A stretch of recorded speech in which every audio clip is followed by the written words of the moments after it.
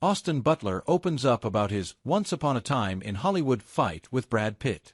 The star takes us back to the set of Quentin Tarantino's 2019 hit. There aren't many movies in the last decade with an ending as exciting and cathartic as Once Upon a Time in Hollywood. Quentin Tarantino's alternate history version of late 60s Hollywood follows a pair of fictional characters.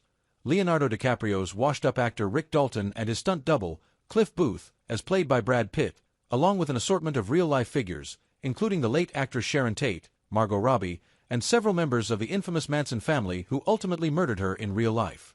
Tarantino is known for throwing historical swerves into his movies, though. In Once Upon a Time's closing chapter, an enraged quartet of Manson's followers, including Austin Butler's Tex Watson, Mikey Madison's Susan Atkins, Maya Hawke's Linda Kasabian, and Madison Beattie's Patricia Krenwinkel, arrive, mistakenly, at the home of a heavily intoxicated Rick and Cliff. And the scene that follows changes history. Manson's goons don't wind up killing Tate, along with 6 others, but rather get their asses absolutely handed to them in a typically cartoonishly violent Tarantino fashion by Rick and Cliff. Butler, who opens the scene with a haunting line that Tex Watson really supposedly uttered at the scene of the crime, engages Cliff in a fight, and gets pretty quickly handled. But it wasn't always going to be this way. It was initially going to be a lot longer of a fight, Butler explains in a new edition of Men's Health's Stunt School series. But when we got there, Tarantino said, you know what? It doesn't make sense for you to be a good fighter.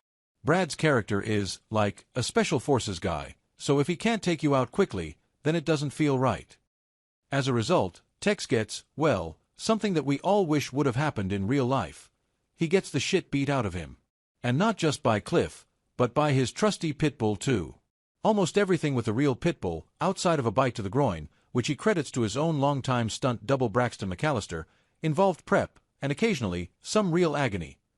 The pit bull, which Butler says was 80 pounds, launched at his arm and bit his arm, which was wrapped in leather under his sweatshirt.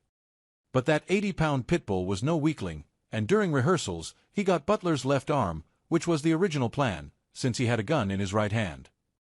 In rehearsals, he got me in such a way that he tore my rotator cuff, Butler says. He was very strong. And so then we did it on the right arm on the day, and I realized I need to hold on tight, otherwise he's going to rip my arm off. And at the end of the day, that's all part of doing stunts in an action-heavy Quentin Tarantino movie. Facing off with Brad Pitt, bracing for a bite from an enormous dog, and making sure your arm doesn't rip off.